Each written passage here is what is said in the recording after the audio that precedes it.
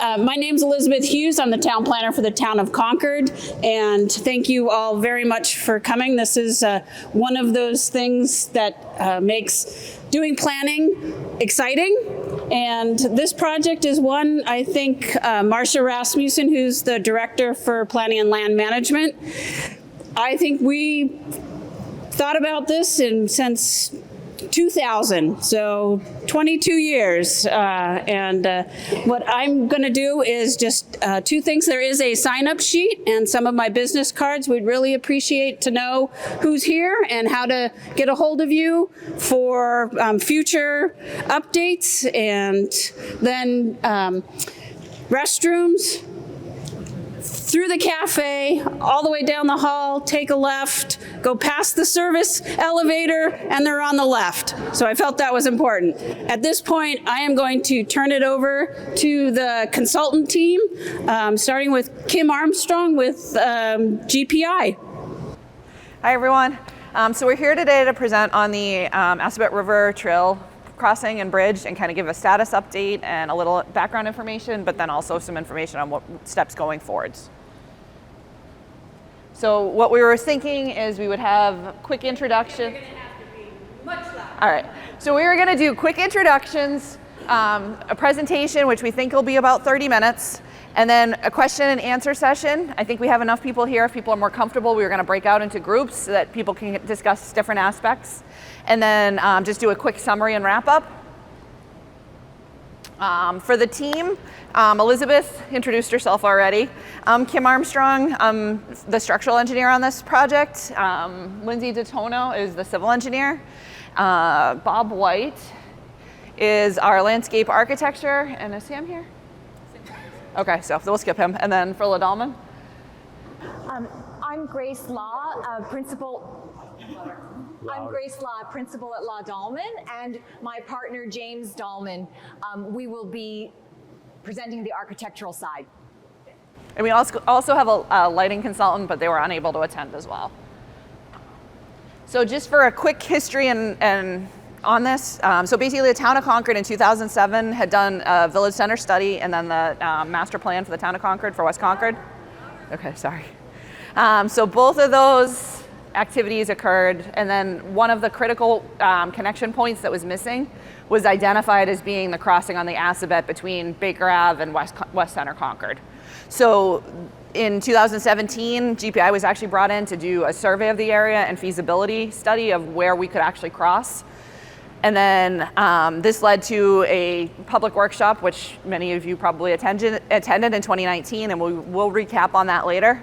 And then in 2020, we were the recipient of a Mass Trails grant and CPA funds, which we used to actually advance the design. And then, so through 2021 and 2022, we've been working on advancing the design. And then in 2022, we've reapplied for CPA grants and a Mass Trails grant to hopefully complete.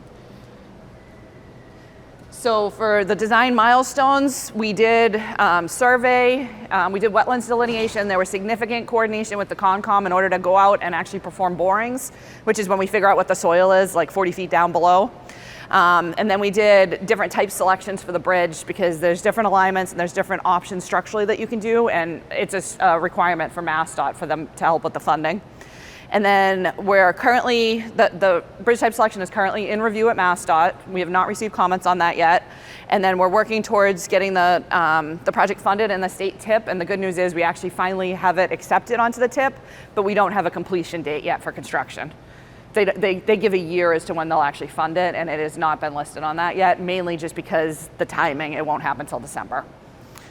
And then we're currently working through, we will continue to advance the 25% design, and then the next step after our 25% design is approved will actually be another design public hearing, when we'll have everyone come visit us again. But then we move forwards with environmental permitting, and then after that it's 75% and right away all the way through for the completion of the project. For a project overview, we wanted to so this is the Bruce Freeman Rail Trail. And then this is our critical connection piece that we were finding. And one of the reasons, just this graphic I like because it shows it better. So this is a 1/4 mile radius, and then this is a 1/2 mile radius. So if you're coming from this area, going down to Main Street, which has a pretty scary bridge when you cross across and really no bike accommodation on it. So you're basically coming out this way, up, and then into the 300 Baker Ave property. So it's about a mile, whereas opposed to the crossing would be about a quarter mile. So it significantly reduces time. And with the train center right here, it's kind of really just a critical piece that we were trying to fill in. Sorry, everyone, I feel like I'm yelling at you. And for the design background, this was actually from the 2017 feasibility study. So these were the crossings that we had shown, and there'll be more information on this one. James was actually going to do the recap, and hopefully talks louder than I'm capable of. All you? Yeah.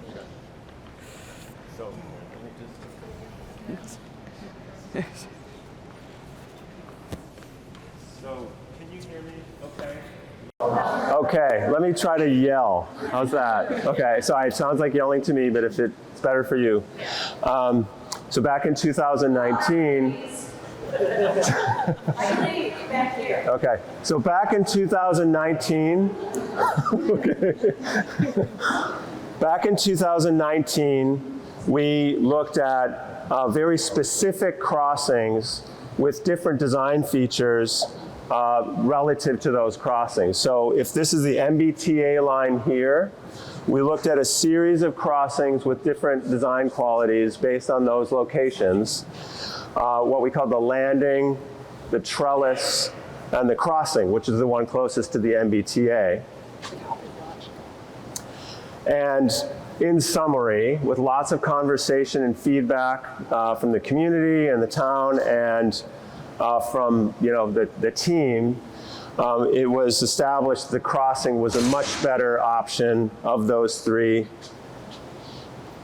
and for a number of reasons. And these are snippets from actual feedback we got from the meetings. So in 2019, I can recognize some of you actually attended that meeting, so this is not that unfamiliar to you. But in 2019, you gave us some wonderful feedback. And that feedback included, for example, the crossing bridge next to the train tracks is the most practical. It provides a quick, safe, and easily accessible way to West Concord Main Street Village. Another participant said that they're 100% in favor of a bridge, again, close to the tracks. So we were hearing this kind of comment quite a number of times because it's the closest route and the quickest to get you from this side to the village. And then several of you mentioned that a landing at the crossing needed to be shielded from the MBTA. So the challenge of positioning it in this optimal location is how do we make it feel comfortable when you're essentially walking adjacent to the MBTA commuter rail. And we will show you some design ideas about that, which address that issue. And then others had mentioned that it would be quite an interesting and wonderful aspect that when you're coming in on the MBTA rail line, that you would actually be able to see this beautiful pedestrian bridge to recognize that you've now entered West Concord, that you're heading towards the village, and that this would become a kind of identity building quality to the village. So those are just some of the snippets, and it was very helpful feedback for us because it established, as Kimberly was saying, it established where this, of the three positions, where it made the most sense, and what are the challenges, and what are your priorities. And so that was extremely helpful feedback. Okay, so just going to move on from there. Oh, that's Okay, so this is me, right? So Yeah. that's lazy. Yeah. I'm gonna shift this over just slightly. Okay. I want to be able to get there, yeah. So that I can really project my voice, I'm gonna stand here and try to see the screen here. So coming out of the design concepts, all of the planning and the public feedback that we got, we tried to summarize the design objectives sort of to kind of categorize them and break them down. So what we came up with is really the objectives of the design are to connect, to protect, include and enjoy. And we'll dive a little bit deeper into these, but really, we want to make an important connection while protecting the existing resources that are there and designing this project to include the widest population of users in the area and surrounding areas, while also maintaining and enjoying, being able to enjoy, the serene and welcoming setting of the wild and scenic Assabet River. So these are a really good summary of our design objectives. So I'll dive into the connect objective a little bit more here. And I think this slide is really interesting because it shows the key locations and critical locations in the project area that we will be serving. Although I will say we'll be serving a much larger area given the variety of connections that exist currently. But what you can see is the yellow arrows indicate the ways people currently move about in this area. So here is Concord Park, Senior Living, Assisted Living Center. Up here is where we are now, 300 Baker Ave. And these orange lines show you where existing crossings and connections exist today. So it's interesting because you can see there are several connections over the Neshoba Brook. There's several connections over the Assabet River. And what that leaves us with is a pretty wide area where there are no connections over the river.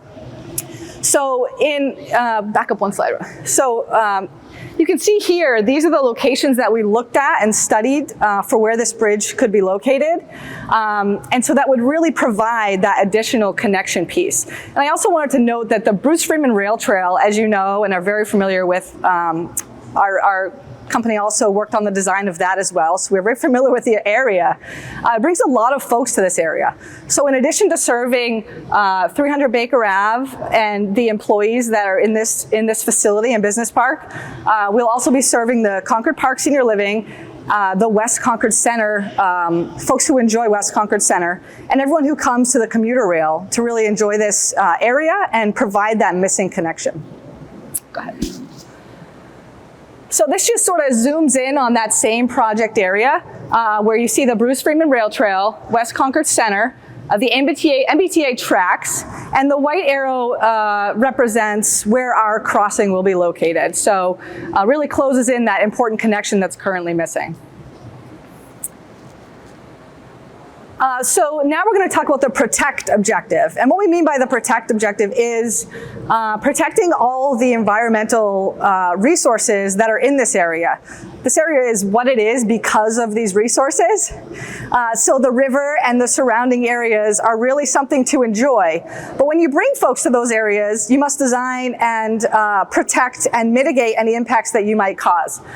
So what you can see here is in the pink arrows, these are the locations, possible locations again of the bridge, which we have narrowed them down, but I just use this to show you how we selected the location based on environmental impacts and protecting those resources.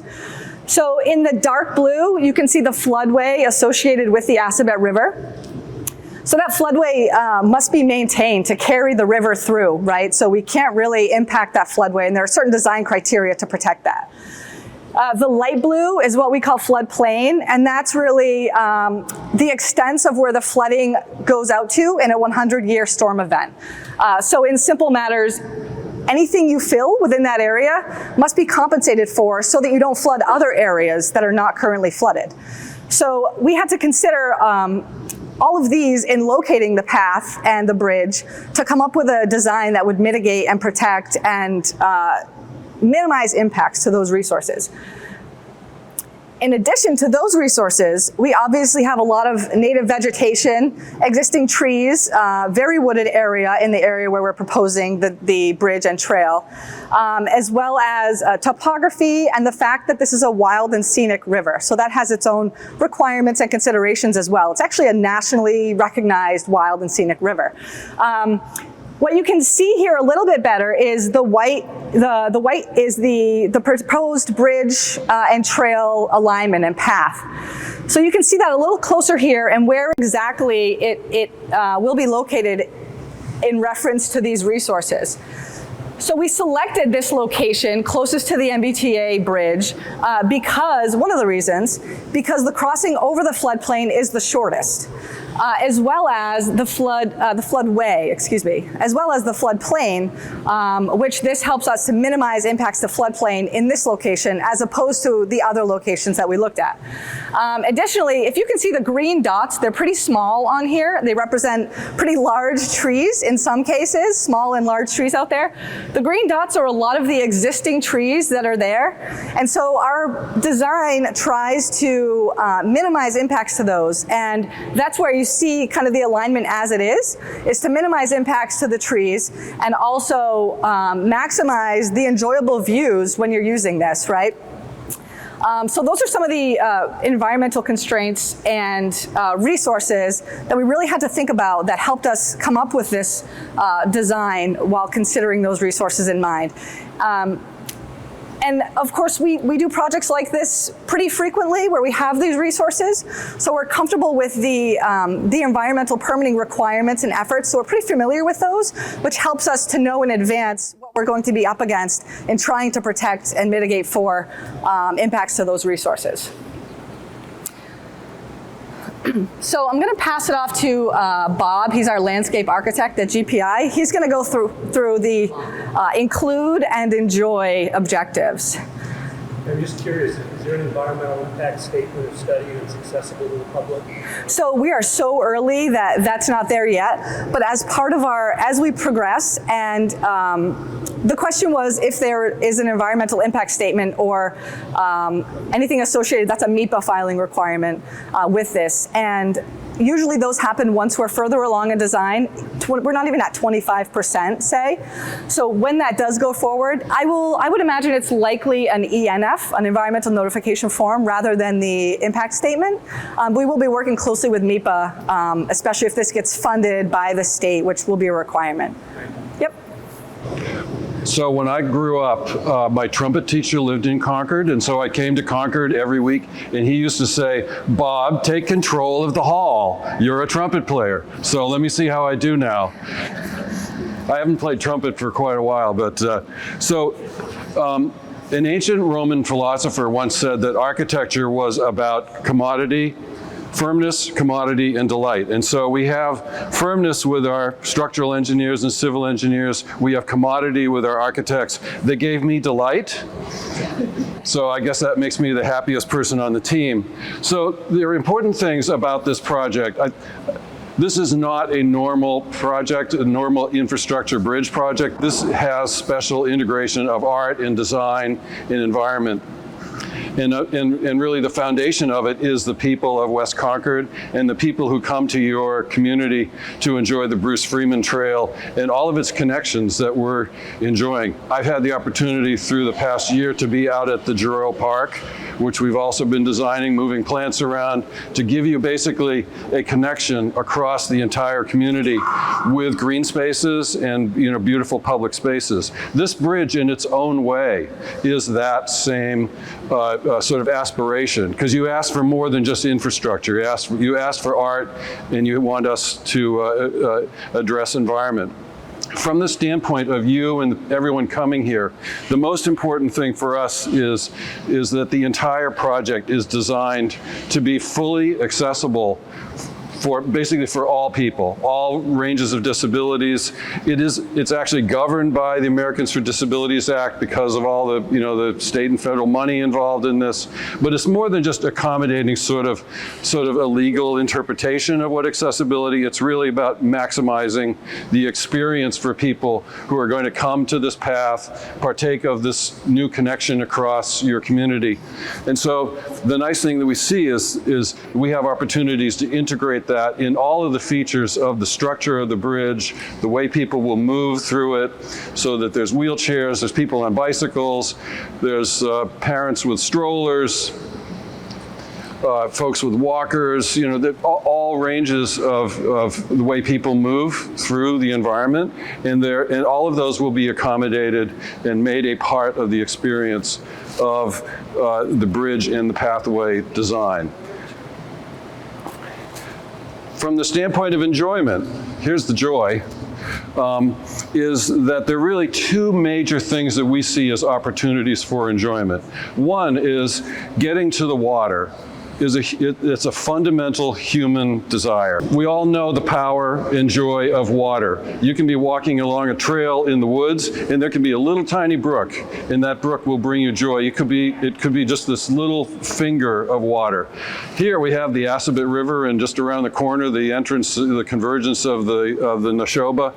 What an amazing resource of opportunity. And Concord being, a town of very important rivers, like one of your rivers had some really important stuff happen on it. And so, the opportunity for West Concord to have this capturing of the river view. So the two major ideas is that the pathway and the bridge has the opportunity to interface with the river. And while this line here, it's a curve, it's sort of a chevron and then a curve. It looks like a sort of a geometric. It's actually sort of almost like a choreography of moving people through the landscape. And we hope that you'll see us in some of the additional images that Ladalman will show you in a little bit to see how that choreography comes together. But basically, we're looking at the approach pathways entering into the woods. The bridge is quite high off the ground because we need to be basically up at the bottom of the railroad bridge because of the floodplain elevations and floodway. So we're almost in sort of a tree house or sort of a canopy walk-like condition where you lift it up above the ground, approaching, and then there's the bridge itself, the architecture of the bridge, maximizing the view, which is pretty much, I know the river's flowing this way, so I'm going to call that downstream. I want to call it upstream because it's kind of up on the page. But the views of the river that way, as well as on either end, as we curve with these approaches to the bridge, is we have opportunities for sort of vista locations and sort of a scene as you bicycle or you walk around the corner, that there's a whole panorama of woods and river that you see beyond you. So this is just one snippet of that. And this is just showing you again with the existing railroad bridge of how high we will be above the water there. So it's really, it's more than a bridge. It's really a public space that we're creating. And so then there is the architecture and design and aesthetics of the bridge itself, which Grace described and James described a little bit. The basic fundamentals of what we're talking about is on the railroad side is we have a screen. On the river side, we're transparent to maximize the view and to provide the shielding. And within that then are the amenities of the bridge that you're walking along. Okay, now back to Lindsay. Is this microphone okay? This one? Oh, I still have it on. Okay. Okay, so we've talked about design objectives. But there's a lot between design objectives and how we actually choose to lay this path out and what the design will be. Louder? Okay. We've got a lot of people who can't hear very well, so okay. Speak out. Okay. So I'm just going to summarize how we came up with our layout here after understanding the design objectives now. So the layout you see here is the design concept as it stands now. And you can see how it sort of weaves around some of the resources, comes to a certain angles, and carries you from one side to the other in what we look at as a strategic way based on our design objectives and criteria. So in terms of the path design, so using it as a path user, regardless of it's over the bridge or on land, we do have on land paths here, and then it becomes bridge, and then you're back down to walking on land, right? So it's not all a bridge span. There's path, and then there's bridge and path again. The criteria for that is basically we have a 12-foot wide path and then 2-foot shoulders on each side. So that's a 16-foot width. And then you have some of the rest and enjoyment areas that we've included. So in some areas it's a bit larger. And in some areas it's at 16 feet wide. And that's a pretty comfortable width for a shared use path that doesn't too far exceed the minimum requirements by the state and federal regulations.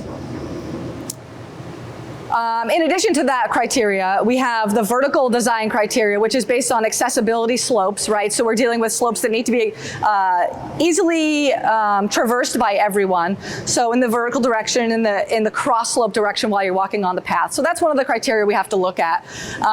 As well as when we have a curve, that radius has to be something that meets regulations. So it's a 60-foot minimum curve radius for riding bikes is comfortable. So this is just a sample of some of the design criteria that we have to look at. In terms of the bridge design itself, we must meet flood clearance requirements, so that also sets a certain elevation. So we're not coming up with these just out of the air. It's requirements based on design regulations. I mentioned the bridge versus on land. So in some cases, it's a path that we're either filling up a little bit or building the path up. And in other locations, it's actually a bridge with an abutment, and then you go over the bridge and come back down.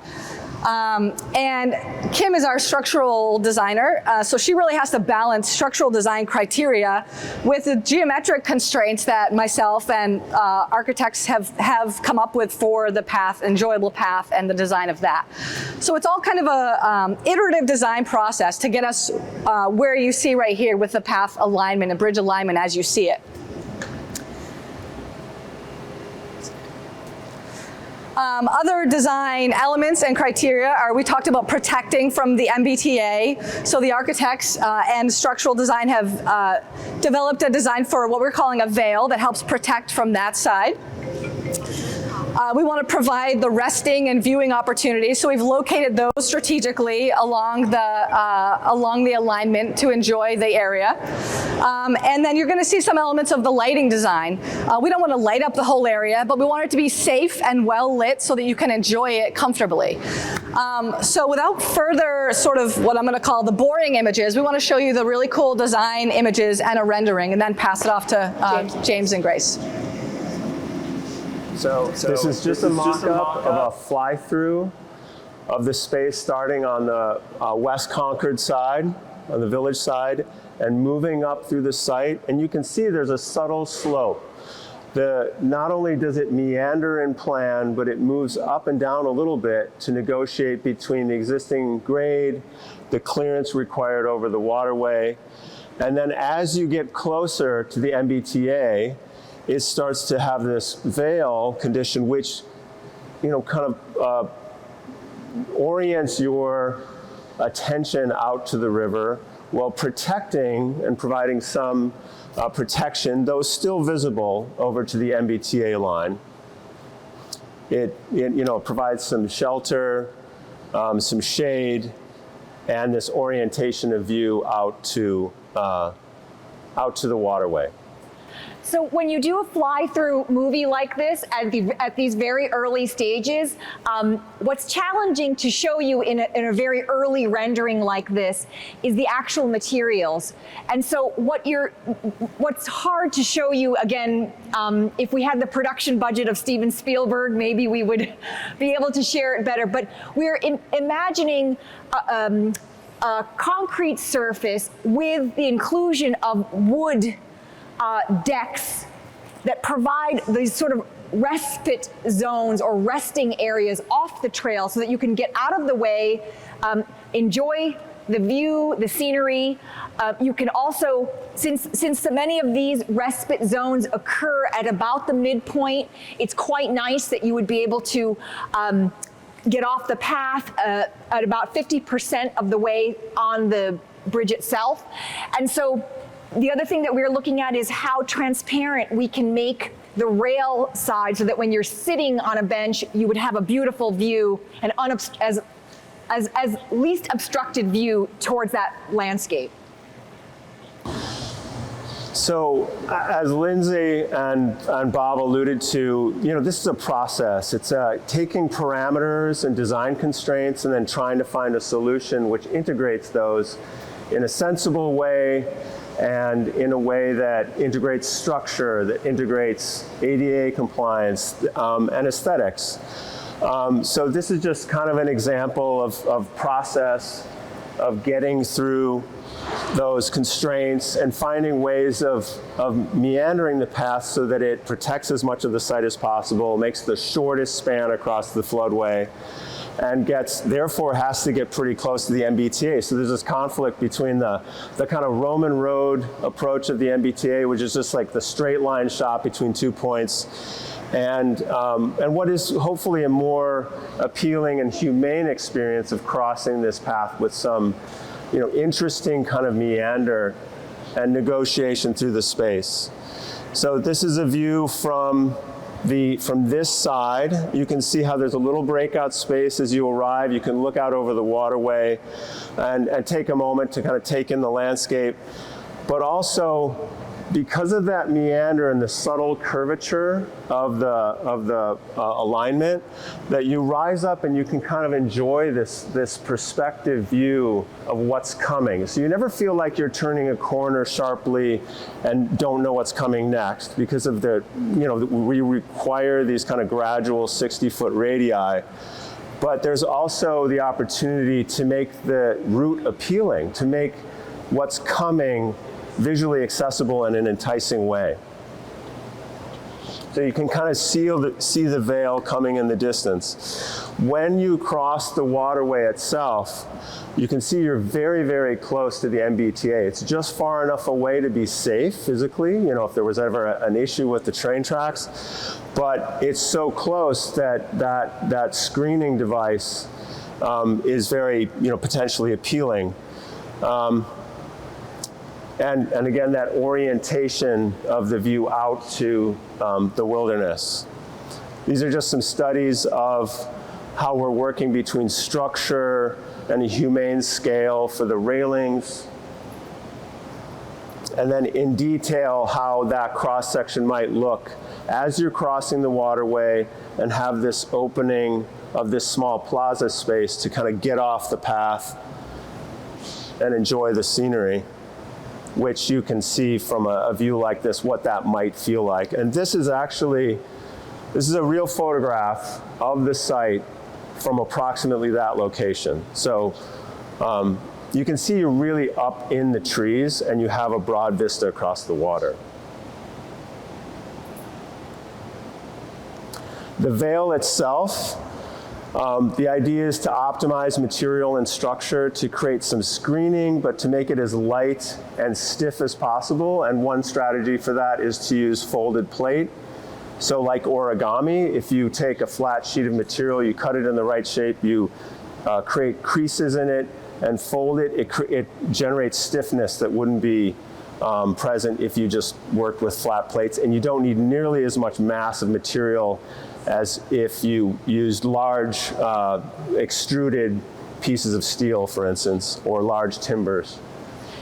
We're in the process of studying the exact shaping of that, but one of the things that our practice and our team really enjoys is working very closely with fabricators, so that as we get closer and closer to the process of producing the construction documents for a design like this, that we would have a very good idea of how it is built, how it is assembled, but done so in a very specific and careful way that is not a kit bridge or something that doesn't take into consideration the very specific issues of your context. So that's something that will continue to evolve in time.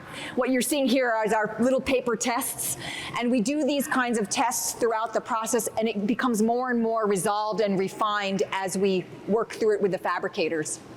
And obviously we've worked together as a team, the structural team, the architectural team, and have already talked to fabricators locally. It's nice to use local expertise, local craftsmanship to make it a homegrown project as opposed to something that you just ship in from who knows where and use prefabricated or standardized parts.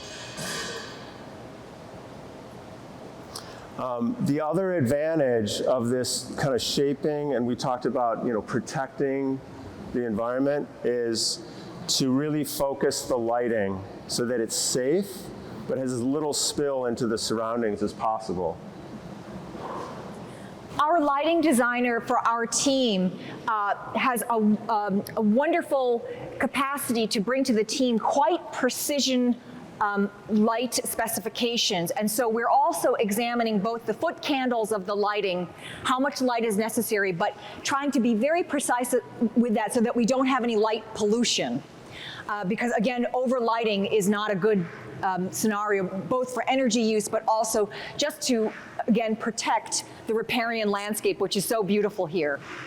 This is just an example of the scale of one of the plaza spaces as you cross the waterway. Kind of getting off the path and enjoying that moment. This is looking across the path out to the water. And then additionally, back to the early comments we received, that the bridge has the capacity to say something about, I've arrived in West Concord and there's something special going on here. So from the MBTA, this is an early study, but from the MBTA, you'd still be able to see out over the waterway, but also have the presence of this public infrastructure piece of the pedestrian bike bridge, which says that something special happening here, but it's not garish, it's not throwing light out into the landscape, it's very focused.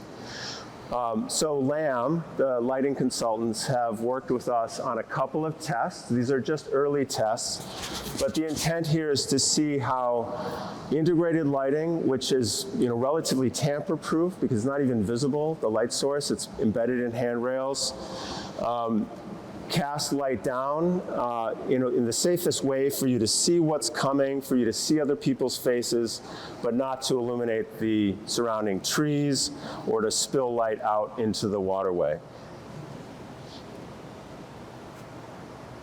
You can see that there's a sense that you can see where you're going, you can see enough detail, but the light falls off as it reaches the water edge, so that there would be a reduced glare problem. So you can really see where you're going, but the light kind of gently falls off as you reach the water edge and that light railing system, so that there's not a lot of light washing into the river course. And that's just exemplary. We want to protect the surrounding environment, but provide a safe and welcoming route through the site.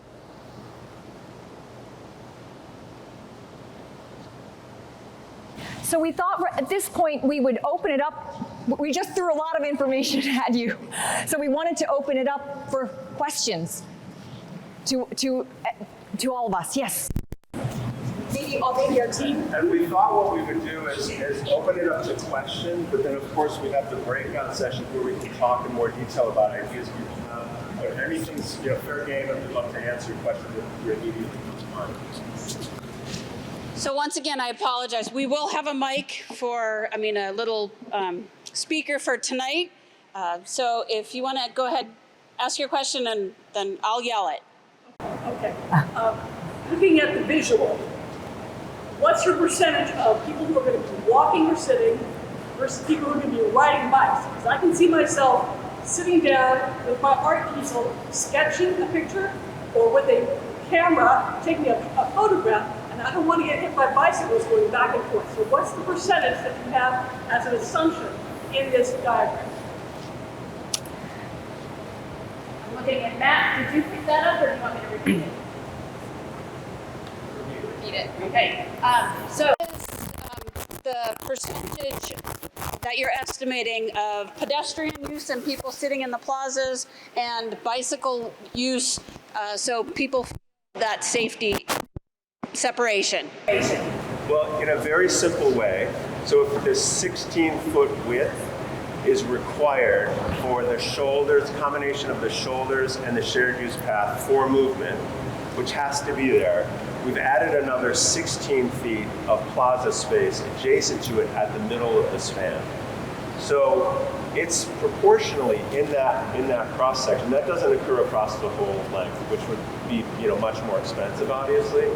But there's an attempt to create balance there, and to create, as you can imagine, 16 feet is a good size, the width of a living room, for instance, or a small chapel. If we compare that, you've probably been on the Bruce Freeman Rail Trail.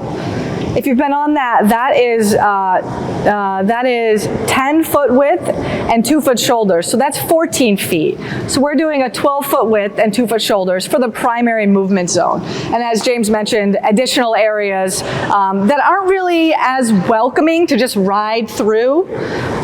So what's happening is, again, Lindsay's referring to this zone here, where people can be walking or biking. But what you have here are these, what we're calling breakout zones, or we've been calling them the lily pads, for lack of a better word. That's here at the one side of the entrance, here in this zone at the turning point, and then again up there. So it breaks into essentially thirds, because we're also trying to, in a sense, shorten the distance before you get to another lily pad.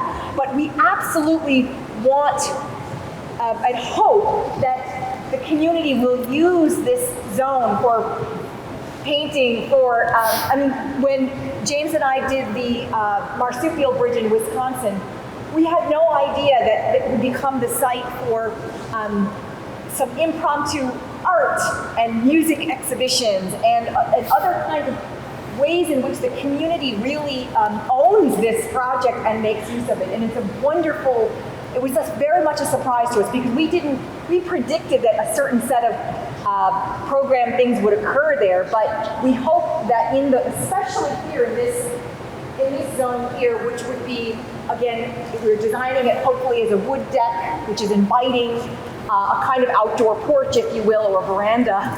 And we hope that the community would really activate that space. I'm really glad you asked that question, because I think it deserves more conversation as well, because the proportions are everything, right? It's the dimension, but as you say, what's the relative amount of space? And it's important to get that right so people feel that they can step out of the path, that every so often there's going to be a biker who's traveling at a high pitch, right?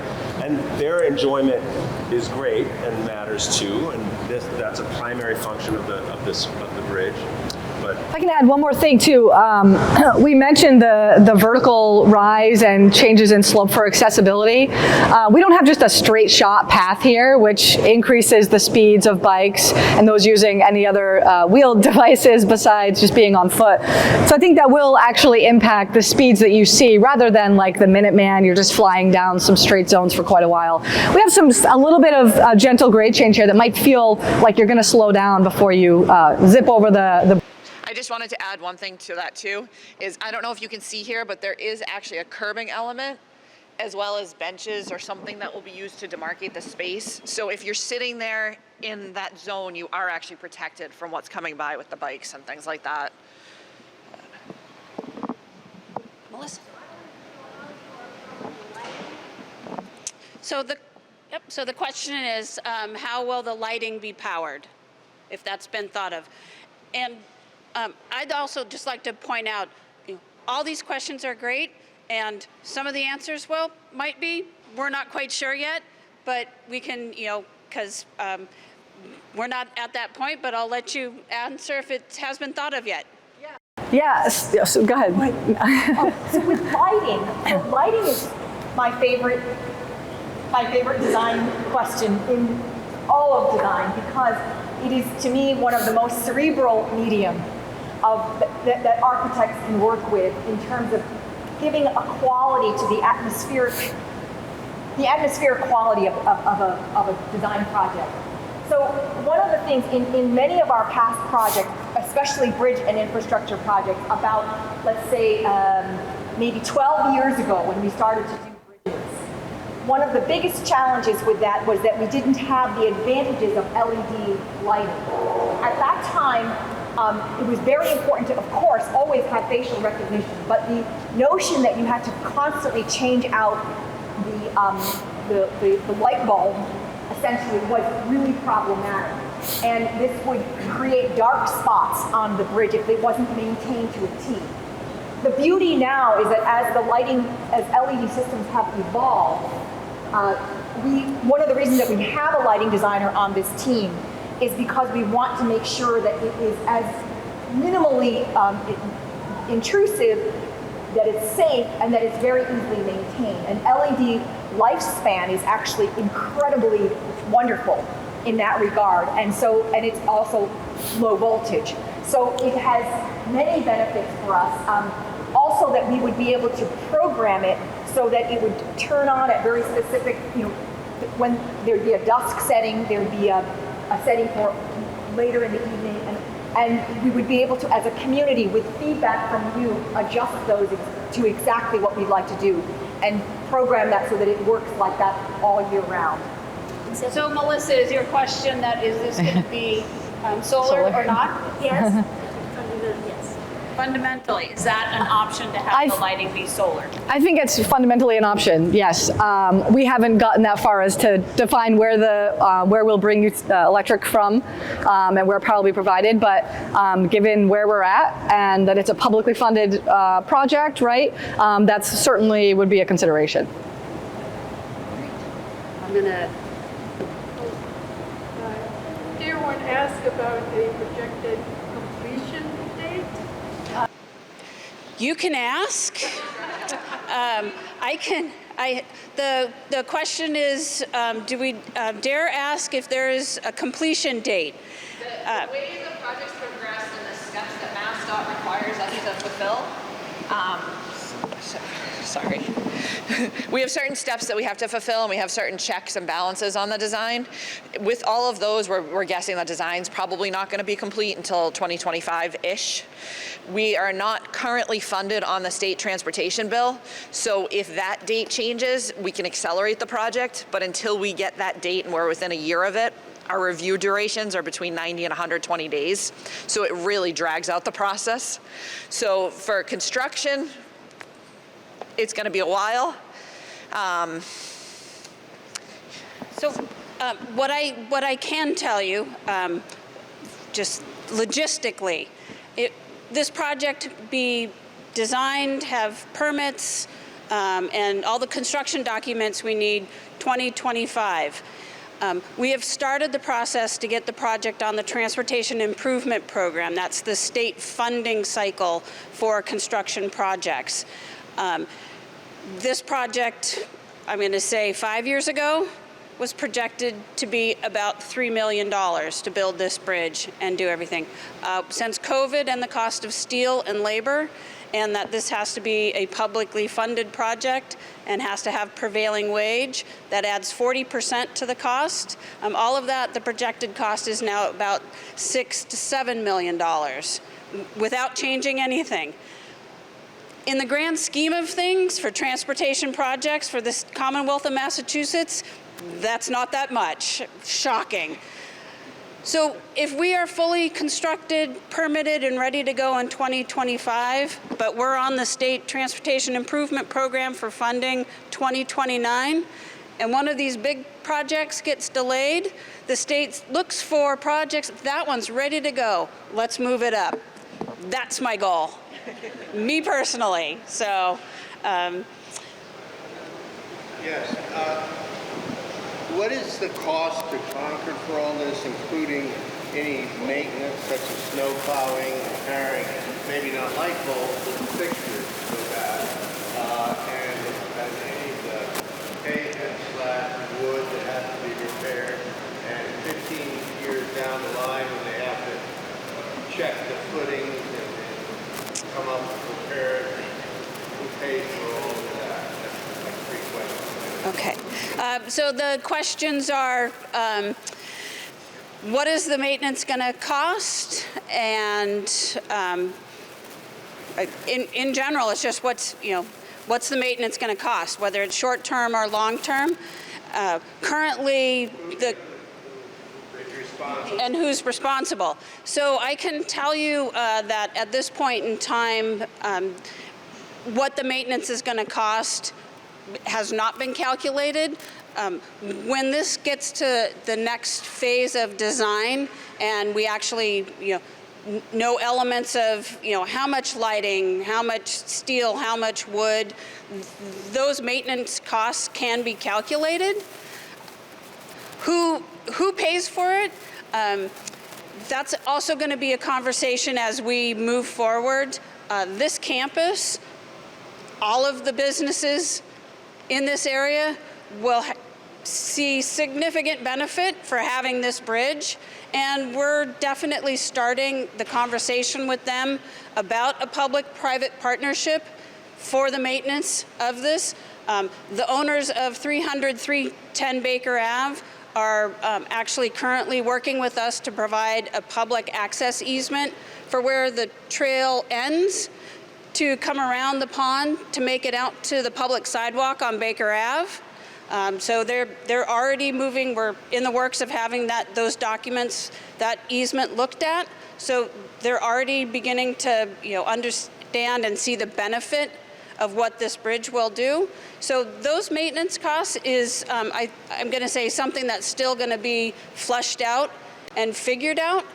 And I'm hopeful it becomes a really significant public-private partnership to keep that bridge plowed in the wintertime so people can use it and the maintenance side of it. But Is there any upfront money that is coming from Concord, either the government or the CPA? Yep. So the question is there any upfront money coming?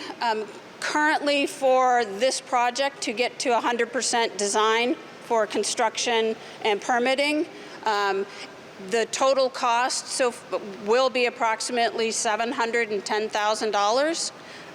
Of that cost, we have gone out and received approximately $410,000 in grants to pay for that. And the town of Concord has, this past town meeting, authorized $300,000 from CPA, and before that, town meeting authorized an additional,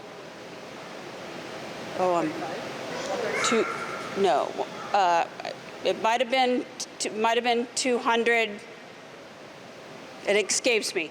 Around 200. That was 3 years, 2 or 3 years ago, in CPA funds. So that's what's has been and will be expended to finalize the construction drawings for this project. But the rest of the construction is covered by the state? Construction. Oh, yes, through the Transportation Improvement Program. And if I can just add one thing too, the bridge itself is actually designed for a minimum of 75 years, so it should require no maintenance. The only exception would be if we use wood and plaza elements. That's obviously a problem. But the concrete, the steel, the foundations, all of those elements are designed for a 75-year life expectancy minimum. We aim for 100, but the state will not accept less than 75. Does the design team know how many structures will be needed to go into the Assabet? So the question is, does the design team know how many supports will be required to construct the bridge itself into the Assabet? There is only one in the Assabet itself, and it's very close to the bank on the west, the senior center side, the West Concord side. Everything else we were able to actually push out beyond it, but because the spans got to about, I'll say about 200 feet without that pier, we had to actually include one. So right at the peak of the plaza, this is the only one that's actually in the river. This one is outside of the river banks itself, and then this guy is obviously outside too, but no problem. That's really what drove the geometry in the first place. It was the biggest driver for the overall placement of geometry was that narrow neck of the floodway and getting as tight into that as possible. You don't want any damage to the Assabet. Yes, no damage to the Assabet. Right. Yeah, we're trying to minimize that. It does extend back a little bit in flood situations, but it's actually on a crop of land when it's dry. Yes?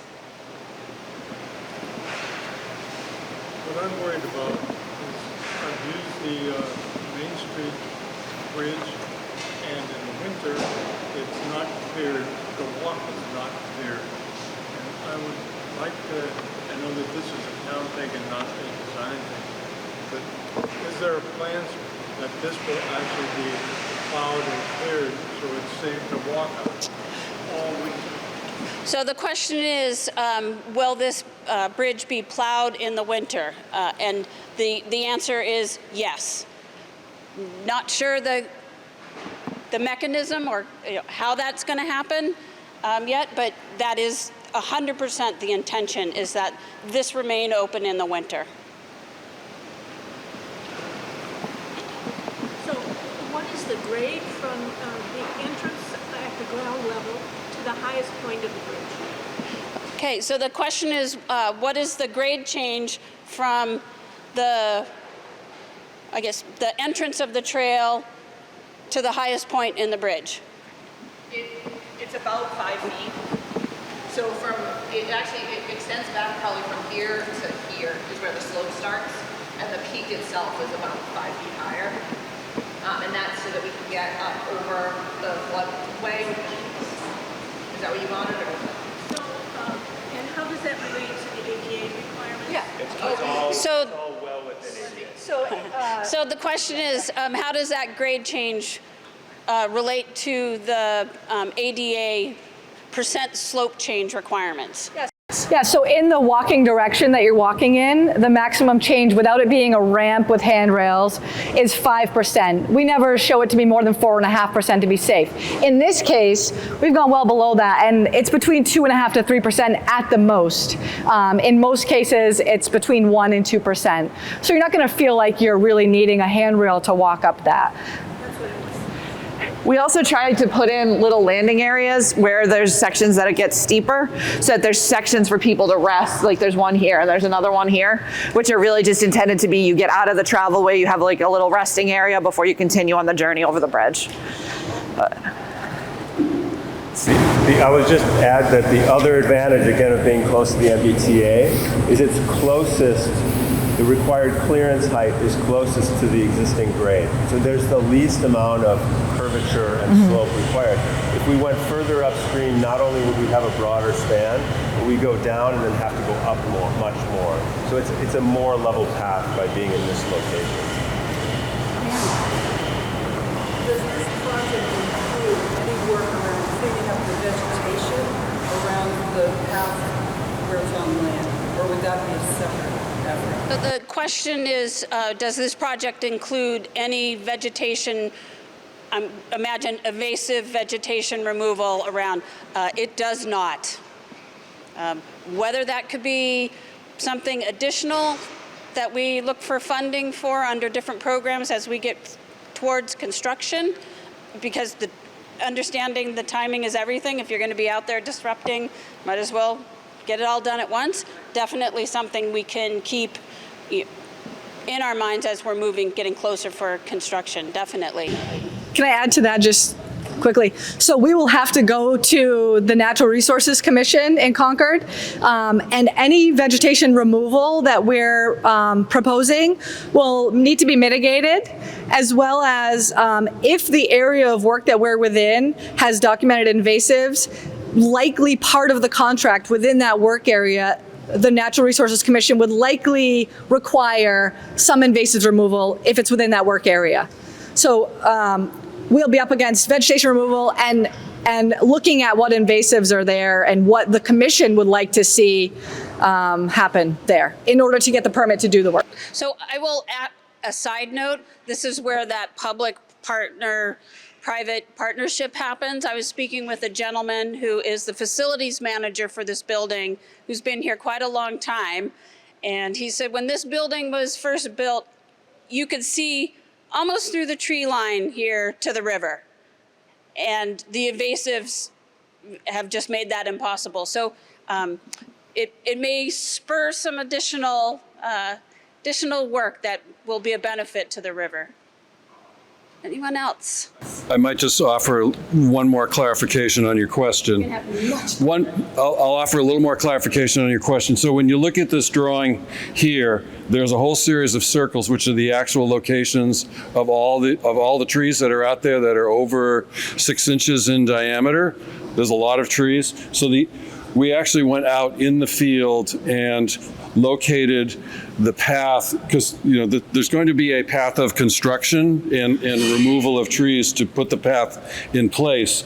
And we intentionally actually found a place on the site that would require the minimum removal of the big trees. There are huge trees out there that take several of us to get around some of them. So, and we have kept those at the bottom of the slope below the train tracks, and also over here in the floodplain. The actual path that we've taken is where, coincidentally, is most of the invasives are in there. So we'll have an opportunity to remove them in the normal construction process. And in some cases, some of the trees that are showing up here in the field, they're actually not alive anymore. So we're trying to take a path of least removal. But the work with the Natural Resource Department and the Conservation Commission, will basically guide us through that process of which invasives will be a part of the conversation. Sir. Where do you propose to increase the floodplain from where you're filling in for this? Okay, so the question is where this project will fill a portion of the floodplain, whether it's that supports, you're required to have compensatory storage elsewhere to make up that volume. So not yet determined. There's a lot of floodplain out here, and interestingly on the 300 Baker Ave, and it goes into the parking lot even as well. And you can see where they have ponds from where any development was done over the years that are mitigating when they filled any floodplain. So we're definitely working within a constrained area, but there is a requirement that any compensatory storage, so basically you're digging a hole that is within the same elevations of the hole a hole you filled, that will have to be placed so that it is within the same part of the floodplain. So we will have to find portions of the site that are above floodplain, which there are some, to mitigate any fill. We haven't located those yet. We'll have to do a lot of calculations of what is needed and what the volumes are before we get to that point, but it's something we've done often, and the Natural Resources Commission and DEP will require that calculation as well. The bridge itself is from here to here-ish, and that was actually based on setting the abutments and where we actually fill for the paths outside of the floodplain. So there are small areas where we have the piers that we will actually have, Floodway. Sorry. The bridge locations are outside of the floodway. The floodplain extends further, but I thought it was this one. Floodplain will continue just a bit further. But yeah. But we set it wider on purpose to try to get outside of the impacts as much as we could. This isn't at all. I'm just curious to know. It's probably a town planner or selectman question. Where and when was the requirement for this bridge first established? Who established the requirement?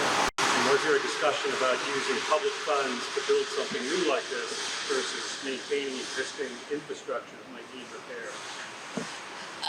So I think the connection between West Concord and this campus with some type of bridge over the Assabet first written appears in 2010 Comprehensive Long Range Plan specifically.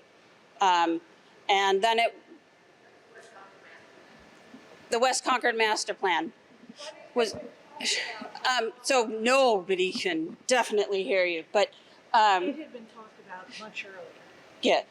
Sue Felshin was one of the founding appointees to the West Concord Advisory Committee, but her comment was that it had been talked about much longer than that. So 2010 was the West Concord Master Plan, and then it appeared again in the 2015 Comprehensive 2018 Comprehensive Long Range Plan, and it's been identified in every plan since that time. The question of using public funds instead of... The question is, if you have a pot of public funds, using them to build something like this versus repairing much needed infrastructure from now. So it is not our intention to utilize any of the town's funding for construction, Chapter 90, whether that's for roads, pavement, infrastructure. That's why we are going through the process right now to get this on the State Transportation Improvement Program, so that existing funds that are allocated to the town, either through the state Chapter 90 program or through town meeting, aren't going to be utilized to take from those current resources to fund this. That's why we've had to start the whole state process to try and get this on the transportation improvement program. Nope, great. Great question, thank you.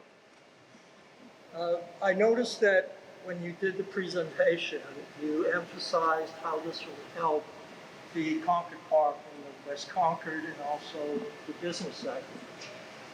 Another large population that it will help is Concord Green. There are over 200 families there, and the ability to walk over this bridge will really stop the jeopardy of having to walk over the original bridge, especially in the wintertime. When trucks are coming.